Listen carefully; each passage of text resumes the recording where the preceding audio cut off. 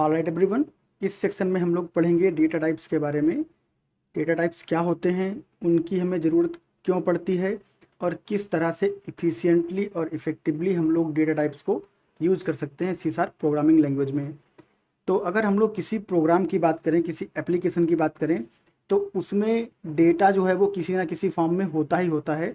आप ऐसा कोई भी एप्लीकेशन फाइंड आउट नहीं कर सकते जिसमें डेटा का यूज ना हो रहा हो। और डेटा जो आपका होता है वो डिफरेंट डिफरेंट प्रकार का होता है, डिफरेंट डिफरेंट फॉर्मेट का होता है। इसीलिए अलग अलग फॉर्मेट के डेटा को सेव करने के लिए अलग अलग प्रकार के डेटा टाइप बनाए गए हैं, ताकि हमें ये पता रहे कि इस प्रकार के डेटा टाइप के साथ साथ हमको क्या ऑपरेशन करने हैं, कैसे उसको मैनेज करना है, और जो दूसरे प्रकार का डेटा टाइप है उसके साथ हमें किस तरह से काम करना है। तो डेटा टाइप से जो है हमारे डेटा का अरेंजमेंट, उसका मैनेजमेंट और उसका यूसेज की इफ़िशियंसी और प्रोग्राम की जो है इफ़िशियंसी वो बढ़ जाती है। इसलिए डेटा टाइप जो है वो बहुत ही महत्वपूर्ण और फंडामेंटल कॉन्सेप्ट है। तो इसको हम लोग जो है वो समझते हैं। तो हम लोग चलते हैं नेक्स्ट स्लाइड पर और देखते हैं। तो data type in C sharp होते क्या है, इनको हम लोग समझ लेते हैं। तो डेटा टाइप आपके जो होते हैं उनमें बेसिकली हम लोग जो है वो जो डेटा होता है उसका साइज और टाइप, डेटा का साइज और टाइप, ये मेन रूप से जो है वो डिफाइन होते हैं कि डेटा जो है उसका साइज पता चलता है और उसका टाइप पता चलता है। तो जैसे हम लोग अगर बात करें इंट की फॉर एग्जांपल, ठीक है, तो इंट का जो एक टाइप होगा कि किस तरह से लिखते हैं, तो टाइप का मतलब हो गया 0 1 2 3, यानी कि इसको देख के हमें मालूम होता है कि इंट में जो है वो हमारे न्यूमेरिक टाइप के जो डेटा हैं वो रखे जा रहे हैं, और इसका कुछ स्पेसिफिक साइज होगा कि इसको जो है फॉर एग्जांपल अगर हम लोग मानते हैं कि 0 से लेके और 100 तक के बीच में आप डेटा रख सकते हो, तो उसकी एक लिमिट होगी। तो ये एक्चुअल लिमिट क्या होती है अभी हम लोग देखेंगे। तो इसकी एक जो है वो लिमिट होती है जिसको कि हम लोग साइज बोलते हैं। और इसका जो टाइप होता है, अगर आप यहाँ पे जैसे लिखते हो नेम, ठीक है, नेम इक्वल टू आप लिखते हो यहाँ पे XYZ, ठीक है, तो ये जो है आपका एक प्रकार का डेटा टाइप है और इसका एक स्पेसिफिक साइज होता है। तो दो चीज़ें मेन होती हैं आपकी, एक तो टाइप और एक साइज। और उसके बाद में जो साइज होता है उसके हिसाब से कितनी मेमोरी आपका एप्लीकेशन यूज करेगा, यानी कि इंटीजर टाइप का जो डेटा है उसको स्टोर करने के लिए कितनी मेमोरी लगती है, या फिर आपका स्ट्रिंग टाइप का डेटा है उसको स्टोर करने के लिए कितनी मेमोरी लगती है, अगर आपका जो है वो फ्लोट डेटा है तो कितनी लगती है, अगर आप एक ऑब्जेक्ट बनाते हो और तो कितनी मेमोरी आपकी जो है वो वहाँ पर यूज होती है। ये चीज़ जो है हमको डेटा टाइप से मालूम होती है। उसके बाद में रेंज, जैसा कि हम लोगों ने बात किया कि एक रेंज जो है वो हो सकती है कोई भी रेंज। तो ये डमी रेंज हम लोगों ने ली थी, इसकी एक्चुअल रेंज हम लोग देखेंगे। तो उसकी रेंज जो है वो हम लोग डिसाइड कर सकते हैं, और उसके बाद में जो है वो स्पेसिफिक मेमोरी लोकेशन पे स्टोर किया जा सकता है डेटा किसी पर्टिकुलर वेरिएबल में, वो भी हम लोग समझेंगे। उसके बाद में जिस तरह का आपका डेटा टाइप होता है, जैसे ये इंटीजर हो गया और ये आपका जो है वो स्ट्रिंग हो गया, इनके बारे में हम लोग अभी जो है आगे इसी वीडियो में डिटेल में पढ़ेंगे। तो अभी आप समझ लीजिए कि जैसे ये इंटीजर हो गया आपका और ये आपका स्ट्रिंग हो गया, तो इनके टाइप के हिसाब से इनके ऊपर जो ऑपरेशन होते हैं वो डिफाइन होते हैं कि इंटीजर पर आप क्या क्या ऑपरेशन कर सकते हो और स्ट्रिंग पर आप क्या क्या ऑपरेशन कर सकते हो, फ्लोट पर आप क्या क्या ऑपरेशन कर सकते हो। तो वो ऑपरेशन जो है आपके वो डेटा टाइप के हिसाब से डिफाइन होते हैं, और कुछ ऑपरेशन ऐसे होते हैं जो कॉमन होते हैं डेटा टाइप्स के बीच में, और कुछ ऑपरेशन ऐसे होते हैं जो स्पेसिफिक होते हैं, यानी कि इंटीजर पर जो ऑपरेशन आप कर सकते हो वो ऑपरेशन आप स्ट्रिंग पे करोगे तो आपको जो है वो एक्सपेक्टेड रिजल्ट नहीं मिलेगा। तो इसका कहने का मतलब क्या हो गया, इसको हम लोग जो है पहले क्लीन कर लेते हैं और फिर समझते हैं कि इसका तात्पर्य क्या है। तो जैसे मान लीजिए हमारे पास इंटीजर है, ठीक है, यहाँ पर हम लोग लिख लेते हैं। तो हमारे पास एक जो है वो इंट है x इक्वल टू 10, और एक हमारे पास जो इंट है y इक्वल टू 20 मान लेते हैं। और अगर हम लोग करते हैं x प्लस वाई, ठीक है, तो हमें यहाँ पे मिलेगा 30। यही चीज़ अगर हम लोग यहाँ पर लिखते हैं string x equal to 10, string को हम लोग जो है वो कोट्स में लिखते हैं, और फिर हम लोग यहाँ पर लिखते हैं स्ट्रिंग y इक्वल टू 20, और अब हम लोग जो है वो x प्लस वाई करते हैं, तो आपको जो है वो रिजल्ट मिलेगा 10 20। आपको जो है वो जो 30 यहाँ पर मिला था इंटीजर के केस में वो आपको स्ट्रिंग के केस में नहीं मिलेगा, क्योंकि स्ट्रिंग पर जो प्लस ऑपरेटर आपका यूज होता है वो कॉन्केटिनेशन कर देता है, दोनों जो आपके स्ट्रिंग टाइप होते हैं उनको कॉन्केटिनेट कर देता है, जबकि इंटीजर में ये जो है प्लस ऑपरेशन परफॉर्म करता है। इंटीजर के केस में प्लस ऑपरेशन परफॉर्म करता है और स्ट्रिंग के केस में आपका जो है ये कॉन्केटनेट कर देता है। तो अलग अलग डेटा टाइप पर अलग अलग ऑपरेटर का अलग अलग प्रभाव हो सकता है, ये चीज़ हमको जो है समझनी रहती है। तो डेटा टाइप के जो ऑपरेशन होते हैं वो कुछ कॉमन होते हैं, कुछ स्पेसिफिक होते हैं, और मोस्टली जो है वो स्पेसिफिक ही होते हैं, कॉमन कुछ ही होते हैं, क्योंकि अलग अलग टाइप होता है तो उनमें जो है वो ऑपरेशन अलग अलग हिसाब से होते हैं। और अगर आप जो है वो ऑपरेशंस मैच करते हो तो जो है डिफरेंट डिफरेंट टाइप के आपको रिजल्ट जो है वो मिल सकते हैं। तो ये चीज़ आपको ध्यान में रखनी होती है कि अगर आपके पास कोई स्पेसिफिक डेटा टाइप है उस पर आप कोई ऑपरेशन कर सकते हो, तो ये ज़रूरी नहीं है कि वो सारे डेटा टाइप पर लागू हो। अब हम लोग बात करते हैं कि जो डेटा टाइप आपके होते हैं वो कितने प्रकार के होते हैं C# में, और कैसे उनको जो है वो अरेंज किया गया है, कैसे जो है उनको हम लोग समझ सकते हैं बहुत अच्छे से। तो यहाँ पर हम लोग बात करते हैं, सबसे पहले आपका जो डेटा टाइप होता है इसको दो भागों में डिवाइड किया गया है। पहला आपका होता है वैल्यू टाइप और एक होता है आपका रेफरेंस टाइप। ठीक है, अब वैल्यू टाइप और रेफरेंस टाइप क्या होते हैं इनको हम लोग नेक्स्ट स्लाइड पे भी समझेंगे। तो वैल्यू टाइप को फर्दर डिवाइड किया गया है प्री डिफाइंड में और यूजर डिफाइंड में। तो जो प्री डिफाइंड वैल्यू टाइप आपके हैं उनमें आता है आपका इंटीजर, बुलियन, फ्लोट और कैर। तो इंटीजर जैसे कि आपका 0, 1, 2 इस तरह से हो गया। बुलियन आपका जो है वो 0, 1 होता है, यानी कि ट्रू फॉल्स होता है, इसमें और कुछ नहीं आता है, या तो 0 आएगा तो 1 आएगा। फ्लोट आपका जो है वो डेसिमल टाइप का नंबर होता है, फ्लोटिंग पॉइंट नंबर होता है। और कैरेक्टर में सिर्फ आप सिंगल जो है कैरेक्टर डाल सकते हो, जैसे कि आपने ए डाला एक कैरेक्टर हो गया, आपने बी डाला ये कैरेक्टर हो गया, इसके अंदर में जो है आप इससे ज़्यादा कुछ नहीं डाल सकते, तो ये आपका कैर हो गया।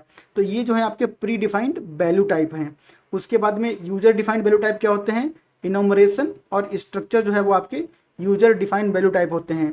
और जितने भी आपके ये जो प्री डिफाइंड वैल्यू टाइप हैं ये आपके जो है वो डिराइव होते हैं स्ट्रक्चर से। तो किस तरह से ड्राइव होते हैं इसको हम लोग जो है वो समझेंगे। आपके जितने भी प्री डिफाइंड वैल्यू टाइप हैं, जो भी वैल्यू टाइप आपके होते हैं वो स्ट्रक्चर से जो है वो डिराइव होते हैं। उसके बाद में हम लोग रेफरेंस टाइप की बात करते हैं। तो रेफरेंस टाइप आपके जो होते हैं प्री डिफाइंड वो आपके ऑब्जेक्ट हैं और आपके स्ट्रिंग हैं। तो स्ट्रिंग जो है वो आपकी रेफरेंस टाइप है और ऑब्जेक्ट जो है वो आपका रेफरेंस टाइप है। अगर आपके पास कोई क्लास है, यहाँ पर जैसे हम लोग ले लेते हैं क्लास EMP ले लेते हैं क्लास, ठीक है।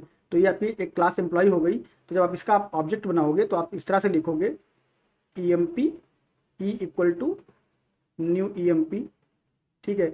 ये आपका जो है ऑब्जेक्ट बनाएगा। तो ये जो ऑब्जेक्ट आपका बनता है E, ये आपका जो है वो रेफरेंस टाइप का होगा और एक वेरिएबल होता है ये। यहाँ पे आप E लिख सकते हो, E1 लिख सकते हो, E2 लिख सकते हो, कुछ भी जो है वो यहाँ पे लिख सकते हो। तो आपका ऑब्जेक्ट और स्ट्रिंग जो है वो आपके प्री डिफाइंड रेफरेंस टाइप हैं। और उसके बाद में आपके क्लासेस और इंटरफेसेस जो हैं वो आपके यूजर डिफाइंड रेफरेंस टाइप हैं। तो क्लासेस जो है हम लोग बना सकते हैं और इंटरफेसेस हम लोग जो है वो बना सकते हैं, और फिर इन क्लासेस से भी हम लोग जो है वो ऑब्जेक्ट बना सकते हैं। तो ऑब्जेक्ट आपके जो है वो प्री डिफाइंड है, स्ट्रिंग आपके प्री डिफाइंड है, और यहाँ पर क्लासेस और इंटरफेस जो है वो आप लोग जो खुद उस पर अपना जाके कोड लिख सकते हो। तो जब हम लोग कोड करते हैं तो हमारे पास एक क्लास होती है, जैसे हम लोग लिखते हैं यहाँ पर क्लास A, और उसके बाद में हम लोग अपना यहाँ पर जो है वो डेटा मेंबर और मेंबर फंक्शन जो है लिख के अपनी फंक्शनलिटी दे सकते हैं। तो ये क्लास है, ये यूजर डिफाइंड रेफरेंस टाइप है। तो अब हम लोग चलते हैं, समझते हैं कि रेफरेंस टाइप और वैल्यू टाइप होते क्या हैं और कैसे जो है इनका अरेंजमेंट होता है। तो यहाँ पर हम लोग देखते हैं, तो जो आपके वैल्यू टाइप होते हैं वो आपके जो है वो स्टैक में रखे जाते हैं। तो आपका जो कंप्यूटर होता है उसमें दो टाइप की, बेसिकली 3 टाइप की मेमोरी होती है। पहला आपका जो है वो रजिस्टर्स होता है, ठीक है, फिर आपका जो है वो स्टैक होता है और हीप होता है। तो जो आपका स्टैक है इसमें आपके जो है वो वैल्यू टाइप रहते हैं। और वैल्यू टाइप किस तरह से रहते हैं कि उनका जो वेरिएबल होता है और उनकी जो एक्चुअल वैल्यू होती है वो स्टैक में ही रहती है। जैसे आप यहाँ पे देख सकते हो कि इनका वेरिएबल और इनकी जो वैल्यू है, यानी कि इनका जो रेफरेंस है और इनकी जो वैल्यू है वो स्टैक में ही रहती है वैल्यू टाइप के केस में। तो वैल्यू टाइप जो है उनका रेफरेंस और वैल्यू दोनों वैल्यू टाइप में रहती है। जो रेफरेंस टाइप होते हैं, जैसे कि आपका ऑब्जेक्ट हो गया, इस केस में क्या होता है, आपका जो ऑब्जेक्ट होता है उसका रेफरेंस जो है आपका वो स्टैक में रहता है, और जो एक्चुअल ऑब्जेक्ट बनता है उसको मेमोरी एलोकेट होती है हीप में।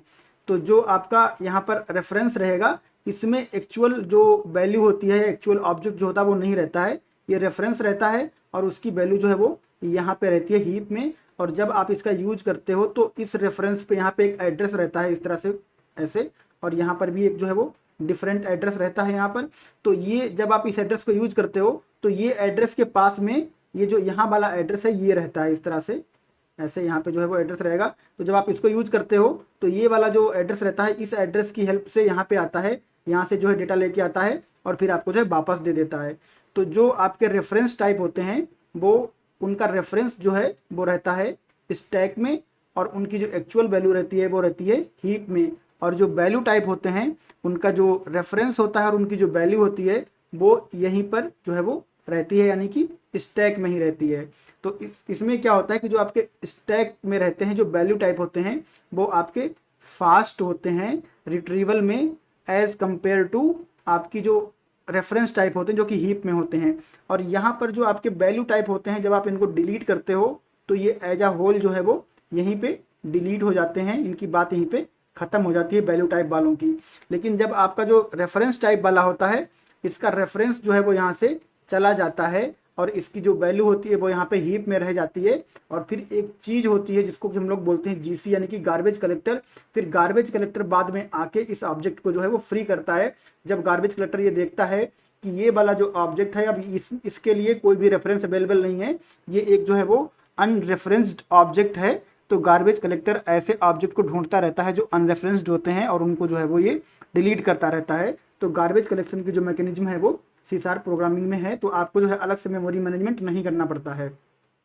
तो होपफुली ये बात जो है वो आपको समझ में आई होगी बढ़िया से। और अगर आपको कोई कन्फ्यूजन रहे तो आप कमेंट बॉक्स में कमेंट करके पूछ सकते हो। हम लोग चलते हैं नेक्स्ट स्लाइड पे और यहाँ पर हम लोग जो है वो समझ लेते हैं। तो हमारे पास जो वैल्यू टाइप थे तो उनमें हमारे पास कौन कौन से हैं। कैर है जहाँ पर आप सिंगल कैरेक्टर जो है वो रख सकते हो, ए हो गया आपका, बी हो गया या सी हो गया, इस तरह से सिंगल कैरेक्टर रख सकते हो। उसके बाद में इंटीजर में आप जो है वो इस तरह से 1 2 10 101 या फिर आपका जो है वो 505 इस तरह से इंटीजर होते हैं। फिर आपका फ्लोट जो होता है, फ्लोट में आपका 1.2 हो सकता है, 1.25 हो सकता है, और उसके बाद में आपका जो है 3.123 हो सकता है, इस तरह से फ्लोटिंग पॉइंट हो सकता है।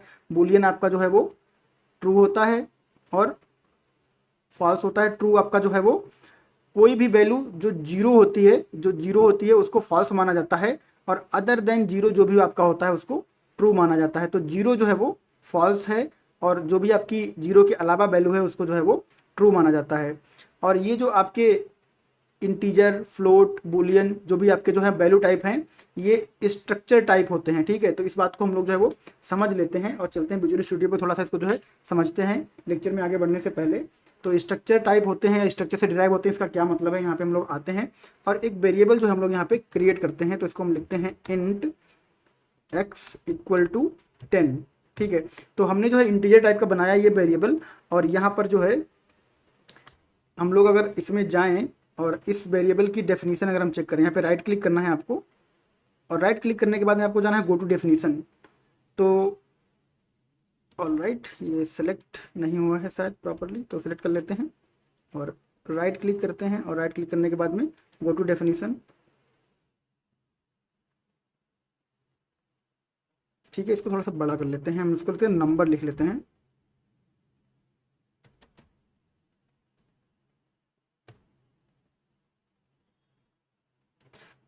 हाँ, तो ये जो है इसको आप नंबर लिख लो या फिर इसको जो है आप एक्स रहने दो, इससे फ़र्क नहीं पड़ता है। हम लोगों को जो है डेफिनेशन देखनी है इंट की, कि जो इंट है वो किस कहाँ से आता है। जैसे कि हम लोगों ने डिस्कस किया था स्लाइड पे कि हमारा जो इंट है वो हमारा आता है स्ट्रक्चर से। तो अब हम लोग समझते हैं कि ये जो हमारा स्ट्रक्चर से आता है इसका मतलब क्या है। तो इंट जो है इस पर आपको राइट क्लिक करना है, राइट क्लिक करने के बाद आपको जो गो टू डेफिनेशन पे जाना है, ठीक है। वेरिएबल नेम पे आपको क्लिक नहीं करना है, जो आपने लिखा है इंट जो कि आपका डेटा टाइप है इस पर राइट क्लिक करना है और जाना है गो टू डेफिनेशन। और जब आप जाओगे तो आप यहाँ पे देखोगे कि जो आपका इंट है ये आपका यहाँ पर आप देखो पब्लिक स्ट्रक्ट। तो इंटीजर जो है वो आपका स्ट्रक्चर टाइप का है, और स्ट्रक्चर टाइप जो है वो वैल्यू टाइप होता है C# में। तो इंटीजर जो है आपका वो वैल्यू टाइप है। यहीं पर अगर हम लोग एक और वेरिएबल बनाएं और उसको हम लिखें स्ट्रिंग नेम =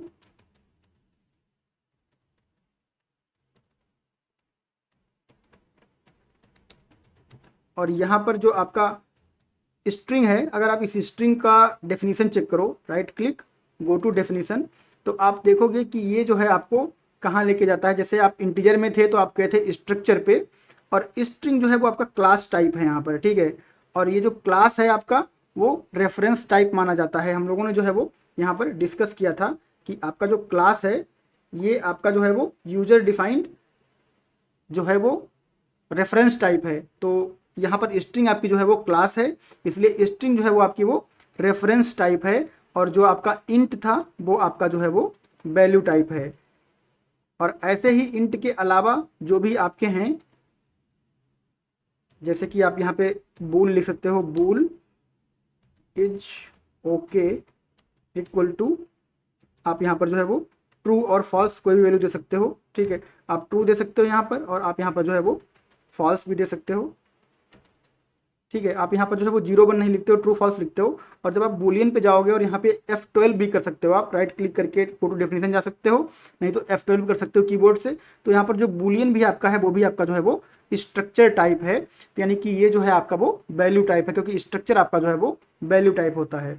तो ये चीज़ हम लोगों ने यहाँ पे देख ली कि आपका जो इंट बूल और जो कैर जो भी हम लोग यहाँ पे डिस्कस कर रहे हैं यहाँ पर, तो ये जितने भी आपके हैं ये स्ट्रक्चर से डिराइव होते हैं, और स्ट्रक्चर से डिराइव होते हैं, इसलिए आपके जो हैं वो ये वैल्यू टाइप हैं, या फिर आप ऐसे बोल सकते हो कि ये वैल्यू टाइप हैं इसलिए जो है वो स्ट्रक्चर से डिराइव होते हैं। उसके बाद में जो डेटा का रिप्रेजेंटेशन होता है कंप्यूटर पे वो कैसे होता है उसको हम लोग समझ लेते हैं एक एग्जांपल से।